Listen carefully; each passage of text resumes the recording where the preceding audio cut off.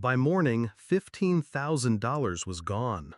A first-class trip to Japan, designer bags, jewelry, matching watches with our cousin. A week later, she walked back through the door, skin-tanned, eyes smug. Dad looked at me, shaking his head. "Stop pretending. She would never touch your money." I smiled, because the card she used wasn't what they thought it was. I remember when she used to braid my hair before school, when she'd slip me the bigger slice of cake at birthdays. Back then, she was my ally in this family. We were the only two who understood each other's silences, or so I believed. But love has a way of rotting quietly before you notice the stench. The night she took it, I woke briefly to a whisper of movement, the faint metallic click of my drawer. Her shadow lingered in the doorway just a second too long. I kept my breathing slow, steady. By morning, the transaction alerts began. Tokyo flights, five-star hotels, gift shops that didn't just sell souvenirs, they sold status. I didn't call the bank, I didn't call her, I just watched. I learned more about her in those 7 days than in 27 years. Her posts were a confession, each filtered photo a timestamp. Her geotags told me exactly where she'd been, when she'd been there. Every receipt she posted was another nail in her own coffin. She thought she was untouchable. She thought she was clever. She forgot I was patient. The first move was simple. I contacted my bank, not to report theft, but to flag the card for monitoring.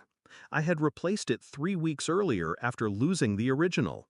The one she took was still active, but linked to a shadow account, one I'd created for a reason. Each transaction she made didn't pull from my savings. It pulled from the bank's fraud department, which had already been notified. Every charge was documented, recorded, waiting for her return. Next, I spoke to my cousin, the one she traveled with. I didn't accuse. I congratulated her on her amazing trip and asked how my sister managed to afford it. Her answers came easily, too easily, enough for me to take screenshots of every message. I also called a friend in the airline security department. I asked for arrival footage under the guise of a personal concern. A woman with my sister's face walked off a first-class cabin, wearing a watch worth more than my car. Evidence layered over evidence. When she came home, she acted as if nothing had happened. Suitcase in the hall, duty-free bag on the counter. Dad asked about the trip. She lied, of course, said a friend paid for everything. He believed her without blinking. But I was done seeking belief. I wanted consequences. That evening, I invited her to sit with me. No accusations, no raised voice. Just a small stack of papers slid across the table. "Your trip looks fun," I said. She froze at the receipts, the bank statements, the screenshots. Her eyes darted to Dad, who was watching now. "What is this?" she whispered. "Every step you took," I replied. Dad jumped in. "This is ridiculous. You're making things up." I tapped the last page. The bank's fraud report. Her signature at the checkout counter. The footage still paused on my phone. The silence after was heavier than the accusations. 2 days later, the bank called her. Fraud investigation. Possible criminal charges. Her friend, cousin, had already distanced herself. The gifts returned for questioning.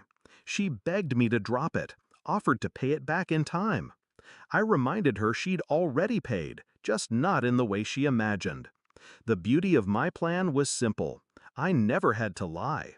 I just let the truth arrive with paperwork attached. The same way she slipped into my room at 2 a.m., the law would now slip into hers. I didn't celebrate when she got the letter confirming a court date. I didn't gloat when Dad finally stopped defending her. Revenge doesn't need a party. It needs silence. And in that silence, I could hear her breathing, fast, shallow.